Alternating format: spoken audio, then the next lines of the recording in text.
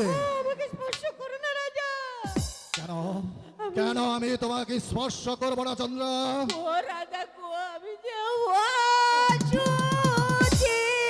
হইয়া গেছি। ভালো করে স্পষ্ট করে বলো তোমার কি হয়েছে? আমি অসতী হয়ে গেছি। অসতী? বলো বলো চন্দ্র, কার বড় এত বুকের পাঠা যে তোমাকে অসতী বানিয়েছে? মহারাজ, আমি আপনাকে ছাড়া দ্বিতীয় কোনো পুরুষের কাছে যাই নাই গো। আমার জীবনে এমন দিন আর আসে নাই গো। মহারাজ, আপনি রাজ দরবারে চলে গেলেন, আমি তখন মায়ের মন্দিরে মায়ের আরাধনা করছিলাম মহারাজ। তারপর আরাধনা করতে করতে করতে করতে আমি ঘুমিয়ে গেলাম মহারাজ। তারপর হঠাৎ হঠাৎ জেগে দেখি আমার সর্বাঙ্গে কে যেন হাত বুলাচ্ছে মহারাজ। তখন আমি উঠে দেখি, আপনি বিশ্বাস করবেন? অবশ্যই করব, আপনি বিচার করবেন? অবশ্যই করব।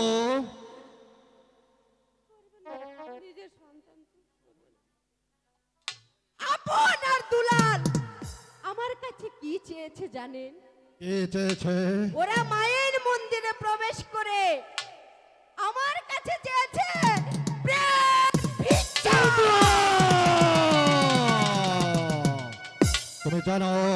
তুমি জানো চন্দ্র, তুমি কার বিরুদ্ধে অভিযোগ এনেছ? তুমি কি জানো?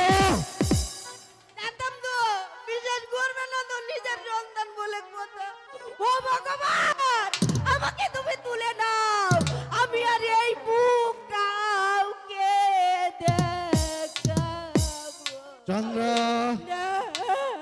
ও বাগো, ও বাবা গো। আপন দুলাল যে তোমার গৃহে প্রবেশ করেছিল, তার কি প্রমাণ তোমার কাছে রয়েছে? প্রমাণ আছে মহারাজ। আছে? বলুন, প্রমাণ দেখে আপনি তাদের বিচার করবেন? উপযুক্ত প্রমাণ পেলে অবশ্যই তাদের বিচার করব। আমাকে কথা দিচ্ছেন আপনি? আমি তোমাকে কথা দিচ্ছি, যদি উপযুক্ত প্রমাণ তুমি আমাকে দিতে পারো, সেটা আমার সন্তান হলেও আমি তাকে কঠোর বিচার ঠিক করব। আছে, আপনি যদি মহারাজ হয়ে থাকেন, তাহলে এই রাজ্যের শাসন করে থাকেন, তাহলে আমি আপনার কাছে বিচার পাচ্ছি, আপনি আমার বিচার করবেন। এই এই তার প্রমাণ দেখুন ভালো করে। এটা কি দেখুন ভালো করে, ভালো করে চাদর, দেখেন। এ চাদর তো আপন দোলাল যখন মাস্টারের কাছ থেকে বিদায় নিয়ে আসছিল, আপন মাস্টার তাকে উপহার স্বরূপ তাকে উপহার দিয়েছিল। কিন্তু চন্দ্র, এই চাদর তোমার কাছে এলো কি করে? ওরা যখন আমার কাছ থেকে পালিয়ে যাচ্ছিল, তখন আমি কৌশলে ওদের কাছ থেকে এই চাদরখানা ছিনিয়ে নিয়েছি। আরো সাক্ষী আছে, আপনি কি জান? আরো সাক্ষী আছে? হ্যাঁ, বলো চন্দ্র, আর কি সাক্ষী তোমার কাছে রয়েছে? মন্ত্রী জং বাহাদুর। মন্ত্রী জং বাহাদুর, এই কে আছিস? মন্ত্রী জং বাহাদুরকে দরবারে পাঠিয়ে দে। জয় হোক মহারাজের, জয় হোক। বলুন মহারাজ, আপনি আমায় কি জন্য স্মরণ করেছেন মহারাজ? মন্ত্রী জং বাহাদুর, মহারাজ, চন্দ্র যে অভিযোগ এনেছে তার সম্বন্ধে আপনি কতটুকু জানেন? মহারাজ, আমি হয়েছি একেবারে সিধে সাদে জিলিপির মতো, আমাকে আবার এর মধ্যে জড়াচ্ছেন কেন মহারাজ? আমি বলছিলাম কি মহারাজ, আমি রাজকার্য শেষ করি আমি যখন আমার মহলে ফিরছিলাম, তখন আমি চন্দ্রা দেবীর চিৎকার শুনতে পেলাম। তখন দৌড়িয়ে গিয়ে দেখি আপন দুলাল মন্দির থেকে বেরিয়ে যাচ্ছে মহারাজ। এতটুকুই আমি দেখেছি মহারাজ। বেশ, তাহলে আপনি এখন আসতে পারেন। চন্দ্র, তোমার কাছে চেয়েছে বিচার, আমি তোমাকে কঠোর বিচার করে দেবো। এই গেছিস প্রহরীকে দরবারে পাঠিয়ে দে। হঠাৎ করে ঘুমিয়ে পড়েছিলাম, লাশ দরবারে জানি না আবার কেয়ার জন্য প্রহরীর সংবাদ আদেশ করো। যাও প্রহরী, এই মুহূর্তে তুমি উল্লাসের বেগে ছুটে যাবে, আপন দোলালকে যেখানে যে অবস্থায় পাবে তাকে লৌহ শৃঙ্খলিত করে আমার দরবারে নিয়ে আসবে। আপনি কোনো চিন্তা করবেন না, আপনি রাজ্যের ওই প্রান্তর থেকে ওপর প্রান্ত পরে গেলে দেখবো, যেখানে পাবো আপন দোলালকে আপনার রাজ্যের আমি নিয়ে আসবো। চন্দ্রা, প্রহরীকে আপন দলালকে বন্দি করে আনতে, আর বন্দি করে নিয়ে আসলেই তাদের কঠোর বিচার করব। এবার চলো আমরা দরবার শালায় চলে যাই। চলুন মহারাজ।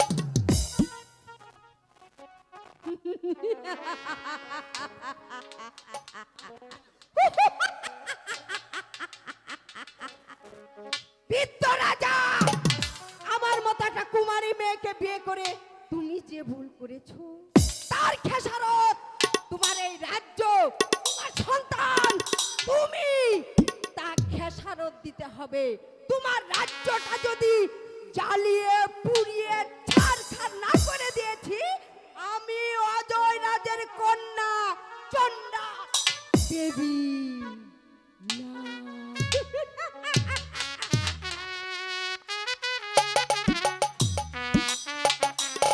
দাদা, আমি যে আর চলতে পারছি না দাদা। দুলাল, চলতেই হবে। আচ্ছা দুলাল, এই তো দেখা যাচ্ছে বট বৃক্ষ, চল না দুলাল, এখানে বসে কিছুক্ষণ আমরা জিরিয়ে নিই। দাদা, আমার যে ঘুম পাচ্ছে দাদা। আচ্ছা একটি কাজ কর, আমার এইখানে মাথা রাখ, আমি তোর মাথায় হাত বুলিয়ে দিই আর তুই ঘুমা।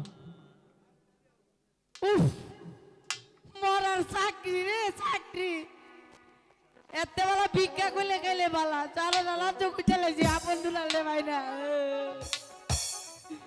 কই গেলি রে, আর কত যাইতাম, কই গেল ওইখানে আপন দুলাল। কি তুমি এখানে কেন? তোমার পিতার আদেশ, তোমরা দুইজনকে বন্দি করে লাশ দরবারে নিয়ে যাইতাম। আমাদের অপরাধ? অপরাধ আমি তা কইতারি না, তোমার আব্বাই জানে। দুলাল, দাদা, এই দুলাল, কি হয়েছে দাদা? দেখ না দাদা, পিতা আমাদেরকে ধরে নিতে একে পাঠিয়েছে। দাদা, বুঝতে পারছি না কেন পাঠিয়েছে। আমরা এমনই কি অন্যায় করেছি যে অন্যায়ের কারণে পিতাজি দারোয়ান দিয়ে আমাদের বন্দি করে নিয়ে যাচ্ছে সেই রাজ দরবারে। আচ্ছা শোন না, আমাদের তো প্রাসাদ তাই না, তোরও তো জল দরকার তাই না, চল গিয়ে দেখি কেন এসছে। আচ্ছা বিচার হইব লাশ দরবারে গেলে। আচ্ছা ঠিক আছে চল। দাদা, আডো আডো আডো। জানো দাদা, আজ আমার ভীষণ কষ্ট হচ্ছে দাদা। কেন রে দুলা? একটিবারের জন্য আমি কল্পনা করতে পারিনি আমাদের এইভাবে বন্দী হতে হবে। দুলাল, দাদা, দুঃখ করিস না, আমি তো আছি, সব সময় তোর সাথেই আছি। ঠিক আছে দাদা, চলো তাহলে।